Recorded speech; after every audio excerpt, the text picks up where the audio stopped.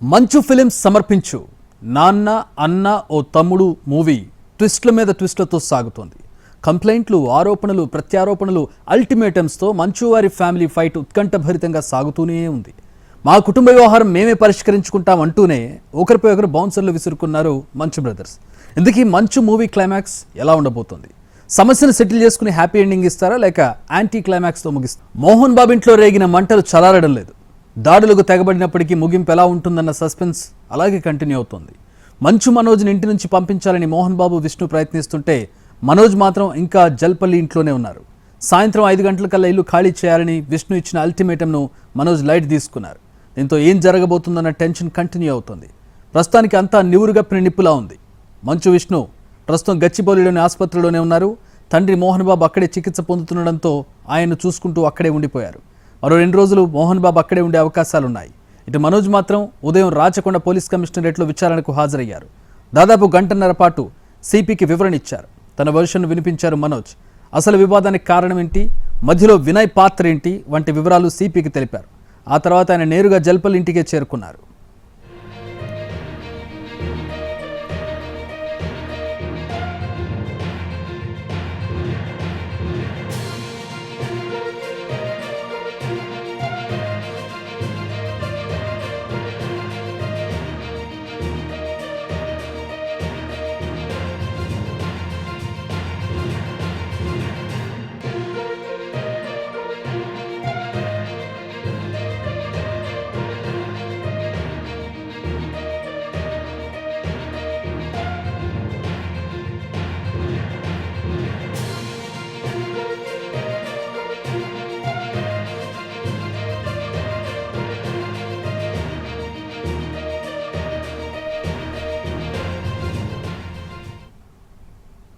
సమస్యను పరిష్కరించుకోవడానికి తాను రెడీ అని మంచు మనోజ్ అన్నారు. ముఖ్యంగా తిరుపతిలోని ఎడ్యుకేషనల్ ఇన్స్టిట్యూట్ గురించే తన తపనంతా అని చెప్పారు. కొంతమంది విద్యాసంస్థల్లో చేరి పేద ప్రజలకు న్యాయం జరగకుండా అడ్డుపడుతున్నారని తెలిపారు మనోజ్. పేద ప్రజల ఆవేదనను తాను మోహన్ బాబు వద్దకు తీసుకువెళ్లే ప్రయత్నం చేస్తున్నానని చెప్పుకొచ్చారు. సమస్యలని పరిష్కారం అయిపోతే మంచిదేనన్నారు మనోజ్. అలాగే తన తల్లి ఆసుపత్రిలో ఉందని విష్ణు చెప్పారని, అది తప్పు అని అన్నారు ఆయన. తాను ఏనాడు ఆస్తులు అడగలేదని మరోసారి స్పష్టం చేశారు.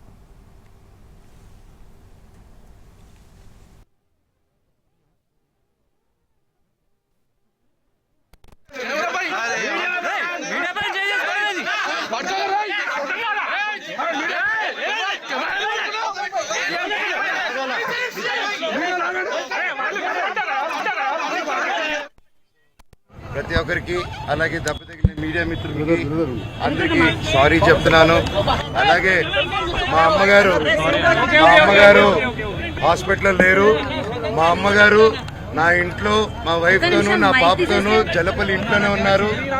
ఇప్పుడే ఒక రిపోర్ట్ చూశాను, ఇంటర్వ్యూ. మా అమ్మ హాస్పిటల్లో అడ్మిట్ అయి ఉన్నారని చెప్పారు. దయచేసి నా పాపను వాడారు, నా వైఫ్ పేరు ఇంక్లూడ్ చేశారు, నా పాప పేరు ఇంక్లూడ్ చేశారు. ఇప్పుడు మా అమ్మను అడ్డు పెట్టుకొని హాస్పిటల్లో ఉన్నారని అబద్ధ ప్రచారాలు చేస్తూ అడ్మిట్ అయి ఉన్నారని కన్న తల్లి మీద ఇలా చేయకండి. మీకు దండం పెడతాను.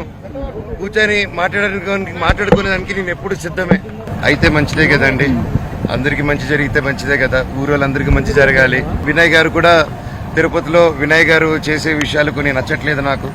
అవన్నీ కొంచెం సమాధానం చెప్పి, తిరుపతి చంద్రగిరి మండలంలో మీకు తెలిసేంత పేద ప్రజల్లో నాన్న అక్కడ ఎందుకు హైదరాబాద్లో, ఆ రోజులోనే హైదరాబాద్లో పెట్టుండొచ్చు. ఆయన ఎందుకు తిరుపతిలో పెట్టాడు, ఆయన ఎందుకు చంద్రగిరిలో పెట్టాడంటే ఆయన సొంతూరు, అక్కడున్న జనాలు అభివృద్ధి చెందాలి, రాయలసీమలో అభివృద్ధి చెందాలనేసి ఆ మైండ్ సెట్ పెట్టి ఎంతో కష్టపడి ఇంత దూరం తీసుకొచ్చారు. దాన్ని ఈరోజు ఎవరో వచ్చేసి దాన్ని ఒక ఎడ్యుకేషనల్ బ్యాక్గ్రౌండ్ ఉందో లేదో కూడా తెలియదు, వచ్చి అలా చేయడం, ఒక పేద ప్రజల్ని ఒక మీట్ అవ్వకుండా చేయడం అంటే నాన్నగారి దగ్గరికి వెళ్ళలేకపోతున్నారు, ఆయన వరకు రీచ్ అవ్వట్లేదు. అది ఆయన తెలియపరచాలని నా తపనని ప్రయత్నాన్ని ఆపుతున్నారు. సిపి గారితో ఏం డిస్కస్ చేసినా డిస్కస్ చేయకూడదండి. నేను అఫీషియల్ గా వాళ్ళు చెప్తేనే కరెక్ట్. మా నాన్న అయితే కాదండి, మా నాన్న దేవుడు. ఆయన ఈ రోజు ఏదైతే చూస్తున్నారు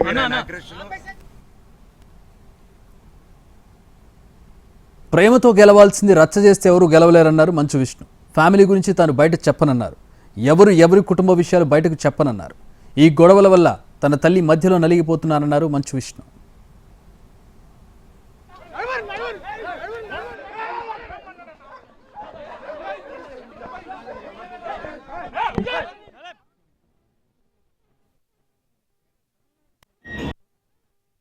ప్రేమతో గెలవాల్సింది రచ్చబెట్టుకుంటే ఎవరు గెలవలేరండి. Only things can be won by love. నాన్నగారు ఏంటో, ఆయన మనస్తత్వం ఏంటో ప్రతి ఒక్కరికి తెలుసు. వాళ్ళు పొట్టజించుకుంటే పేగులు కాలిపోయిన పడతాయి. ఫ్యామిలీ గురించి ఐ విల్ నెవర్ స్పీక్. చెప్పచ్చు, ఇమ్మెచ్యూర్గా కొంతమంది మాట్లాడచ్చు, చిన్నవాడు కదా అని నేను తను మాట్లాడచ్చు, అవగాహన లేకుండా మాట్లాడచ్చు.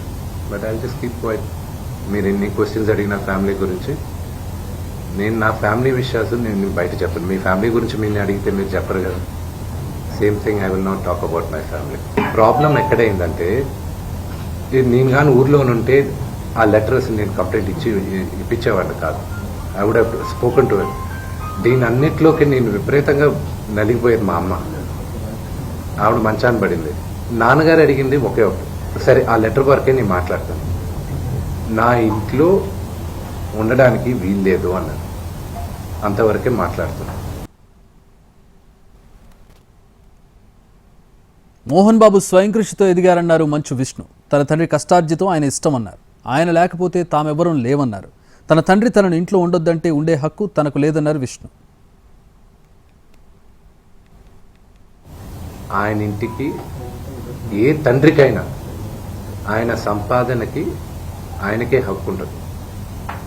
మా నాన్న ఆయన ఆస్తులన్నీ ఆయన కష్టార్జితం. మా నాన్న ఈ రోజుకి గర్వంగా చెప్పుకుంటారు, నాకు 2 చొక్కాలు ఉన్నాయి, ఆ చొక్కాలు నేను గంజి పెట్టుకొని నేను అరేంజ్ చేసుకున్నాను. ఎందుకంటే డ్రెస్ అండ్ అడ్రస్, ఒక వ్యక్తితో ఎలా మాట్లాడతావు అడ్రస్, నువ్వు వేసుకున్న బట్టలు డ్రెస్, ఈ 2 గొప్పగా ఉండాలని. ఆయన తినడానికి, బ్రేక్ఫాస్ట్ తినడానికి డబ్బులు లేని రోజులు ఉన్నాయని ఆయనే గర్వంగా చెప్పుకుంటారు. మీ అందరి ముందు కూడా చెప్పున్నారు. ఆయన అక్కడి నుంచి ఆయన స్వయం కృషితో ఈరోజు ఆయన కానీ లేకపోతే మా అందరికీ మొదటి గుర్తింపు లేదు.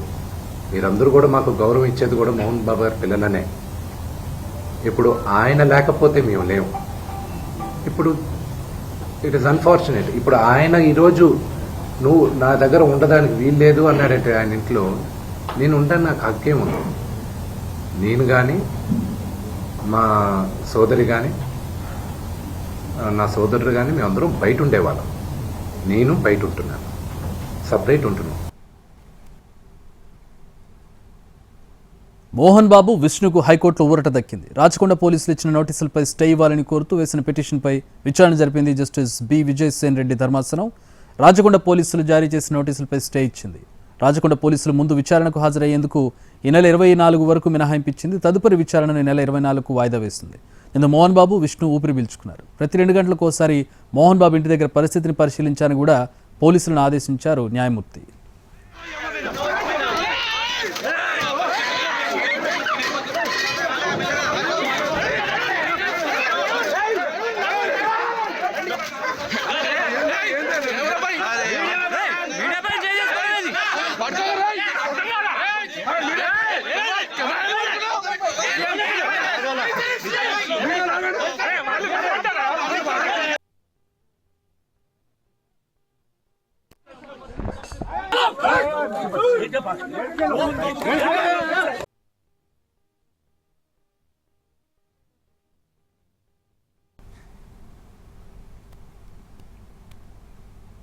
ప్రస్తుతానికి మోహన్ బాబు ఇంటి దగ్గర ప్రశాంత వాతావరణం నెలకొంది. పోలీసులు భారీగానే మోహరించారు. ప్రైవేటు వ్యక్తులను బయటకు పంపారు. మోహన్ బాబు బౌన్సర్లు, విష్ణు బౌన్సర్లు, మనోజ్ బౌన్సర్లను అక్కడి నుంచి పంపించి వేశారు. వాహనాలను కూడా పంపించి వేశారు. కేవలం పోలీసులు, ఇంట్లోని వ్యక్తులు మాత్రమే అక్కడ ఉండేలా జాగ్రత్తలు తీసుకున్నారు. మరోసారి ఘర్షణ వాతావరణం జరగకుండా జాగ్రత్త పడ్డారు.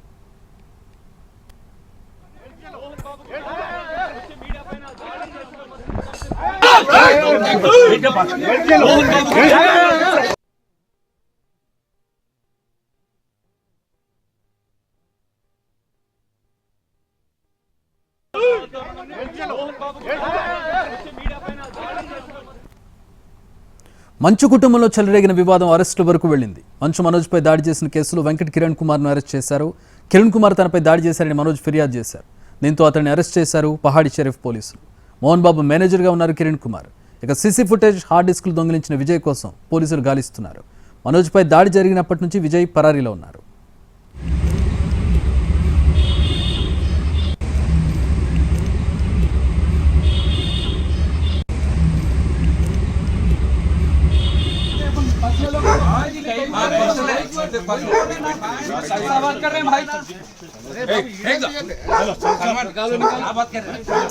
నడు నడు చలో నువ్వు నడు, నీకు అవసరం లేదు నీతో. हेलो मनोज सर बात कर रहे हैं भैया, बात करो सर, बोलिए भैया, सर बोलिए।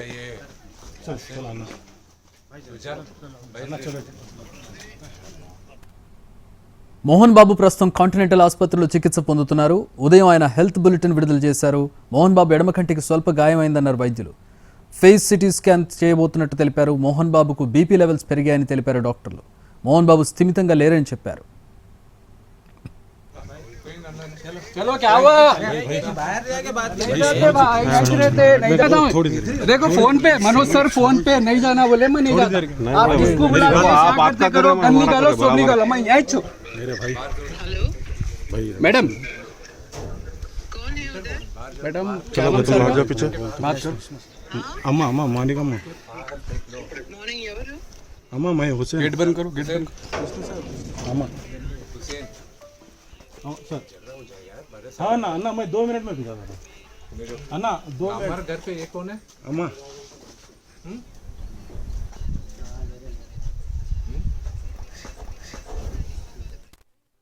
ఆయనకు ముఖ్యంగా కంప్లైంట్స్ అన్ని మెడలో నొప్పి, ఇక్కడ శరీరంలో నొప్పి, ముఖ్యంగా ఈ కాల్లో నరానికి సంబంధించిన కొద్ది నొప్పులని చెప్పారు.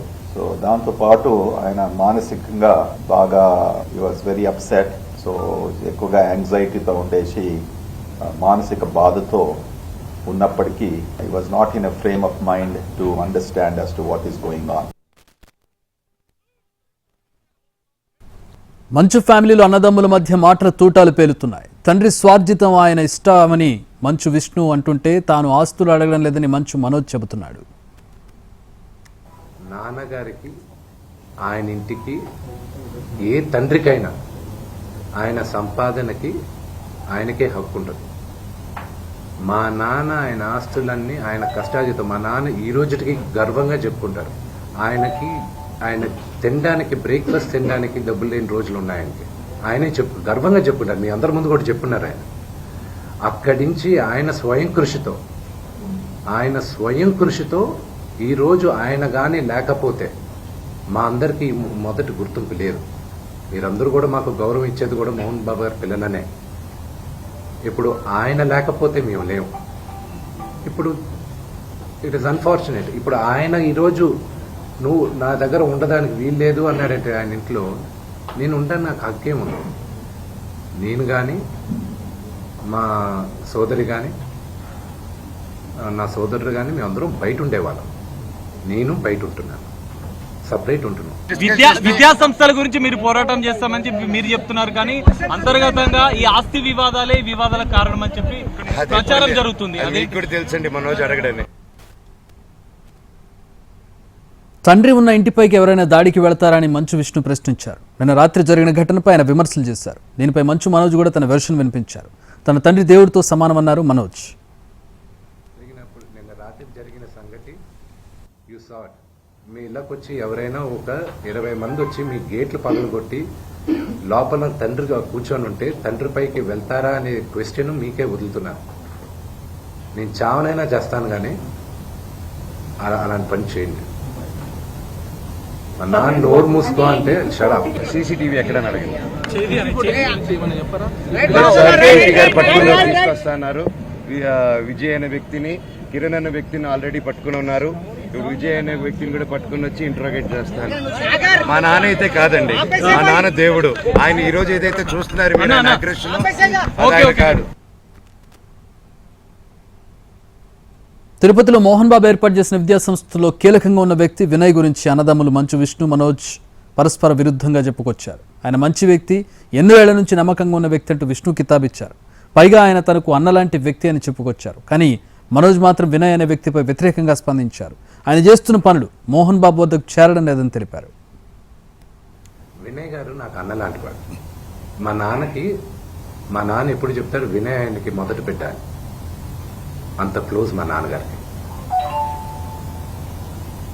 ఆయన ఎప్పుడు ఎవరు చేసుకోలేరు. ఆయన పొరపాటును కూడా ఏమన్నా. ఆయన నాకు అన్నలాంటి వాడు. సో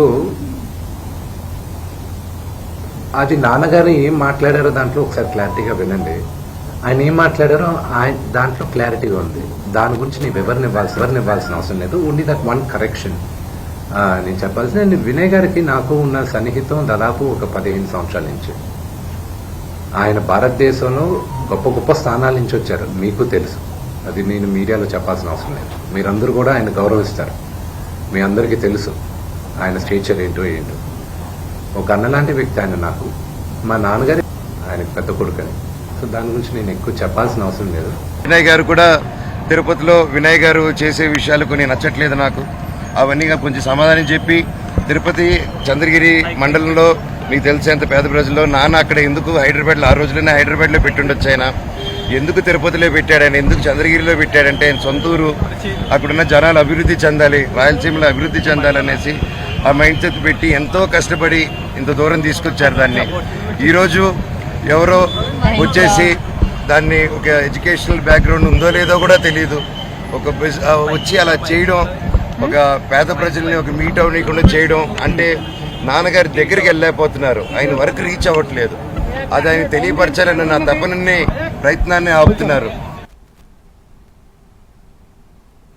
మంచు ఫ్యామిలీ విభేదాలు రచ్చకెక్కాయి. నిన్న మీడియాపై మోహన్ బాబు చేసిన దాడిపై మనోజ్ క్షమాపణలు చెబితే విష్ణు మాత్రం దాడిని సమర్థిస్తున్నారు. తన కోసం వచ్చిన మీడియాపై దాడి జరగడం బాధ కలిగించిందన్నారు మంచు మనోజ్. తన తండ్రి తరపున మీడియా క్షమాపణలు చెప్పారు.